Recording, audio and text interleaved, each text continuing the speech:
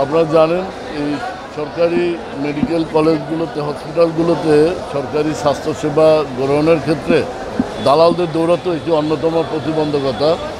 এই দালাল এবং এই দালাল চক্র যারা সেবা নিতে সরকারি হসপিটালগুলোতে আসেন তাদেরকে বিভিন্নভাবে ম্যানিপুলেট করে ভুল বুঝিয়ে ফুসলিয়ে বিভিন্ন ক্লিনিকে নিয়ে যান এবং ব্যাপক তাদের আর্থিক ক্ষয়ক্ষতির সম্মুখীন হয়। ভিকটিমের পরিবার এবং রুগী চিকিৎসা তো পানই না, বরং বিভিন্ন অভিযোগ নিয়ে তারা বিভিন্নভাবে প্রতারিত হয়ে সর্বশান্ত হন। বিপুল অঙ্কের টাকা তাদের গচ্ছা যায় এবং পরিশেষে আমাদের কাছে বিভিন্ন অভিযোগ নিয়ে তারা আসেন। এর প্রেক্ষিতে আমরা এই দালাল বিরোধী সরকারি মেডিকেল হসপিটালে দালাল বিরোধী অভিযান আমরা পরিচালনা করেছি। আপনারা জানেন আমরা এর আগেও একাধিকবার করেছি। নির্বাহী ম্যাজিস্ট্রেটের উপস্থিতিতে আমরা এই অভিযান পরিচালনা করি। আজকে আমরা বরাবরের মতো এই সরকারি পঙ্গু হসপিটাল, যেটা NITOR Suhrawardy medical hospital and college এবং জাতীয় হৃদরোগ ইনস্টিটিউট এবং শিশু হসপিটাল, শেরেবাংলানগর এবং আগারগাঁও কেন্দ্রিক এই 4টি হসপিটালে আমরা আজকে এই দালাল বিরোধী অভিযান পরিচালনা করি এবং এই অভিযান চলাকালে আমরা 15 জনকে বিভিন্ন অভিযোগে আটক করি।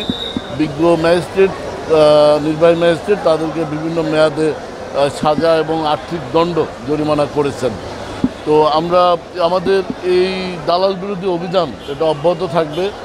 জনগণের সুস্থ সুন্দর সরকারি মেডিকেল পরিষেবা গ্রহণের লক্ষ্যে আমরা এই অভিযান পরিচালনা করব। কোনো দালাল এবং দালাল চক্রের দৌরাত্ম্য যেন সরকারি মেডিকেল পরিষেবা গ্রহণে প্রতিবন্ধকতা না হয় এবং যারা অসুস্থ রোগী তারা যেন আর্থিকভাবে প্রতারিত না হন, এই জন্য আমাদের এই অভিযান পরিচালনা আমরা অব্যাহত রাখব। আসলে আমরা আইনগত যে যতটুকু আমাদের করণীয় আমরা সেটা করি। আমরা অন স্পট বিজ্ঞ ম্যাজিস্ট্রেট মহোদয় তাদেরকে কারাদণ্ড সহ আর্থিক জরিমানা করে থাকেন। আমরা এখান থেকে যারা কারাদণ্ড পেয়েছেন তাদেরকে আমরা জেলখানায় পৌঁছে দিব এবং তারা নির্দিষ্ট কারাদণ্ড মেয়াদ শেষে আবার পুনরায় একই পেশায় জড়িয়ে পড়ে। আসলে এটার জন্য একটা সামাজিক প্রণোদনা এবং সামাজিক সচেতনতা প্রয়োজন। আমি মনে করি যারা অপরাধমূলক কর্মকাণ্ড কোনো জীবিকা হতে পারে না, এই সামাজিক বোধ অপরাধীদের মধ্যে নিয়ে আসতে হবে, তাহলে হয়তো অপরাধীরা সংশোধিত হবে। এ ব্যাপারে সামাজিক প্রতিরোধ এবং সামাজিক যে মূল্যবোধ এবং সামাজিক সচেতনতা আবশ্যক।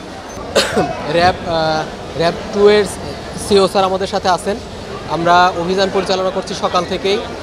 এখন পর্যন্ত 15 জনকে আটক করা হয়েছে এবং এর মধ্যে কয়েকজনকে কারাদণ্ড দেওয়া হয়েছে, অর্থদণ্ডও দেওয়া হয়েছে এবং বাকিদের শুনানির পর্যায়ে চলছে। শুনানি নিয়ে বাকিদের বিরুদ্ধে ব্যবস্থা নেওয়া হচ্ছে। আর আপনারা জানেন যে আমাদের এইটা একটা ধারাবাহিক অভিযান। আমরা 2 মাস আগেও এখানে অভিযান পরিচালনা করেছি, এর আগে অভিযান পরিচালনা করেছি। আমাদের র্যাব 2 এর সিও স্যার এই বিষয়ে খুবই তৎপর এবং আমরা এটা এরপরেও অব্যাহত রাখবো আর কি। আর আপনি যেটা বলছেন যে হাসপাতাল কর্তৃপক্ষের যেই অবহেলা বা তাদের কোনো সংশ্লিষ্টতা আছে কিনা, এটা আসলে ডাক্তার বা সেই পর্যায়ে তাদের প্রফেশনাল নৈতিকতার বিষয়টা। প্রফেশনাল নৈতিকতা থেকে কেউ যদি ডিরেইল হয়ে যায় তাহলে সেক্ষেত্রে কিন্তু আমরা আইনগতভাবে কিছু করতে পারি না। এখন একজন ডাক্তার সে যদি তার নিজস্ব ক্লিনিক বা সেরকমভাবে তাদের রোগীদেরকে রেফার করে, সেখানে আমাদের কিন্তু আইনে সেখানে কিছু করণীয় নাই। তাদের প্রফেশনাল নৈতিকতার বিষয়টা।